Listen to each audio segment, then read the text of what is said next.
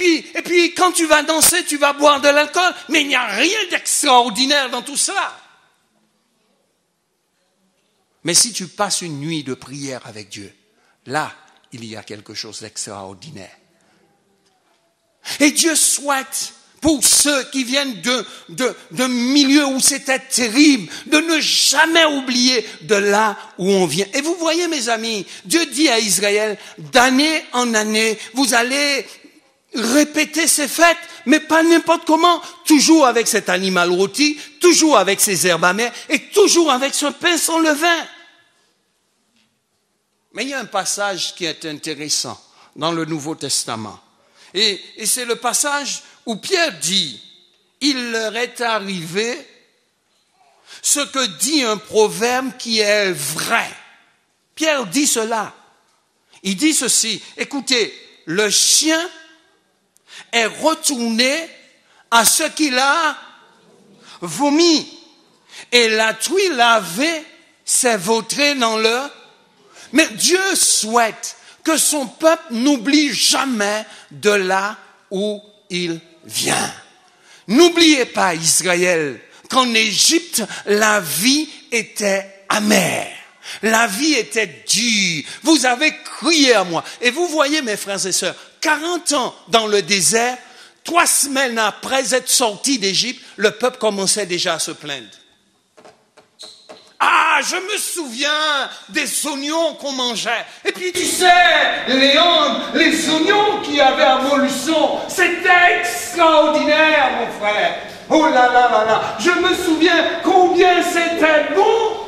Et c'était la réalité, mes frères. En Égypte, c'était extraordinaire. Ah, il se souvient qu'en Égypte, il y avait de bonnes choses. Pourquoi? Parce que quand on était dans le désert, on ne l'avait plus. Vous voyez combien on peut oublier, combien la vie était amère. Mais Dieu souhaite que même pour les enfants, ils n'oublient jamais cela. Qui fait que jusqu'à aujourd'hui, les Hébreux sont en train de perpétrer cette réalité. Et nous, les chrétiens, peut-être il y a des personnes qui étaient des prostituées, peut-être il y a des personnes qui étaient des voleurs, peut-être qu'il y a des personnes qui étaient accros à la drogue, qui étaient accros à je ne sais quoi et qui étaient esclaves. On a dû passer des dizaines et des dizaines d'années à prier pour vous, à jeûner pour vous. Vous savez, mes frères et sœurs, le fait que vous soyez dans cette église n'est pas un hasard. Il y a quelqu'un quelque part qui a jeûné et qui a prié pour vous, pour que l'esprit de la rébellion qui animait votre cœur puisse être lié, paralysé, et que la lumière, la splendeur de l'évangile de Jésus-Christ puisse être révélée à votre cœur. Laissez-moi vous dire, ne nous laissons pas tromper ni abuser par le diable.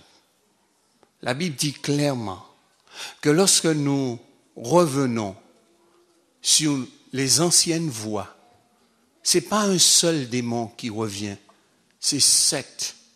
Et les 7 qui reviennent sont des démons qui sont les plus méchants. Et la condition de départ n'est pas équivalente à la condition de retour. C'est pourquoi il est difficile pour un chrétien d'abandonner Jésus-Christ. C'est pourquoi il est difficile pour un chrétien de prendre la vie chrétienne à la légère. Et je soulignais un aspect qui est pour moi important. La Pâque, personne ne pouvait, comment je vais dire, on ne pouvait pas ne pas participer à la Pâque. C'était un interdit. Si vous êtes un enfant de Dieu, vous ne pouvez pas dire que vous allez à l'église et vous ne prenez pas la coupe. Ce n'est pas le problème du pasteur que vous ne soyez pas prêt. Vous avez 1 semaine pour vous préparer pour la table du Seigneur. Et la Bible dit ici, quand les gens venaient pour fêter la Pâque, 7 jours, pendant 7 jours, on analysait notre cœur, on analysait notre âme, on analyse notre esprit. Est-ce qu'il y a un interdit? Est-ce que je suis fâché avec la sœur Baranov? Est-ce que je l'ai insultée? Est-ce que je l'ai méprisée? Est-ce que j'ai dit des médisances sur elle? Oui, pendant 7 jours, je dois préparer mon cœur pour enlever toutes ces iniquités. Et vous savez, mes frères, vous savez une chose, je dois porter une attention particulière sur le traitement que j'ai avec les autres. Dieu m'a mis en relation avec des êtres humains, pas avec des robots, pas avec des machines, pas avec du béton, pas avec de la ferraille. Je ne peux pas traiter l'autre comme si je ne l'ai pas dit, c'est vous qui l'avez dit. Non, non, non, non, je vais vous dire une chose. Dieu ne se moque pas de nous. Dieu est intéressé par nous. Dieu a de la miséricorde pour nous. Dieu nous aime d'un amour que personne ne peut comprendre. Il nous aime et il nous aime. Et je vais le souligner tout à l'heure, que Dieu nous aime et que Dieu m'aime. Et je lui suis reconnaissant de ce que son amour est encore manifesté à mon égard. Mais Église, je veux te dire, tu n'as pas le droit de traiter les enfants de Dieu comme tu voudrais. Si tu as un caractère difficile, eh bien traite le mur avec ton caractère difficile. Va devant la glace, regarde-toi, dis-toi tous les mots vulgaires en face de toi, casse la glace, en rachète un autre, casse à nouveau. Mais lorsque tu viens dans la maison de Dieu, sois comme une image. Parce que c'est le peuple de Dieu. C'est la créature de Dieu. Vous savez quelle est la valeur d'une goutte de sang? Est-ce que vous connaissez la valeur d'une goutte de sang? Le sang de Jésus. Est-ce que vous connaissez cette valeur? Combien ça coûte? Essayez de me donner un prix pour la valeur d'une goutte de sang. Est-ce que vous croyez que Jésus a laissé couler son sang comme ça, par hasard? Et pourtant, la Bible me dit que le sang de Jésus-Christ va purifier, s'il était possible, tous les hommes de la terre. Parce que le sang de Jésus a une efficacité pour laver tout le monde. Mais le sang de Jésus va laver que ceux qui le souhaitent. Mais le sang de Jésus ne s'arrête pas jusqu'à les hommes. Mais le sang de Jésus a été jusqu'au ciel. Pour purifier le ciel, le lieu où Dieu se tient. Mes amis, voyez combien ce sang est valeur. Essayez de l'estimer avec moi. Si vous ne pouvez pas l'estimer, vous devez comprendre qu'une goutte de sang de la personne de Jésus a beaucoup de valeur. Cela veut dire que je ne peux pas vous traiter comme je veux, madame. Vous êtes ma sœur, avec votre caractère. Eh bien, Dieu vous aime comme ça par défaut, je vous aime comme vous êtes. Et j'essaye de vous accepter, quand bien même je casse beaucoup de vitres. Mais je vous aime. Mais c'est la réalité.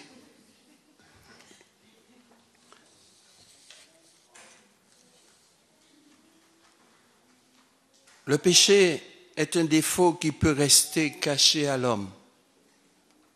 Le péché est un défaut, est une faute, est quelque chose qu'on peut avoir en nous-mêmes et qu'on ne sait pas. Quelquefois on le sait, mais on l'étouffe. Et bien des hommes ont écrit différents passages. Dans le psaume 19, verset 15, « Préserve aussi ton serviteur des présomptueux, qu'il ne domine pas sur moi. Alors je serai intègre, innocent de péché grave. » La présomption, mes amis, être en compagnie des personnes présomptueuses, des personnes orgueilleuses, ça peut m'induire moi aussi à devenir un présomptueux, un orgueilleux. Vous savez, les gens détiennent sur les autres. Nous avons intérêt de faire attention. Celui ou celle que nous fréquentons. Un autre homme a dit ceci, à celui qui peut vous préserver de toute chute et vous faire paraître devant sa gloire irréprochable dans l'allégresse. Un autre a écrit ceci, si vous pardonnez aux hommes leurs fautes, votre Père céleste vous pardonnera aussi. Combien de personnes dans cette salle pardonnent aux autres? Une fois, 2 fois, 3 fois et après il dit ça suffit. Et pourtant Dieu dit, tu dois pardonner à ton frère, pas une seule, pas 2, pas 3,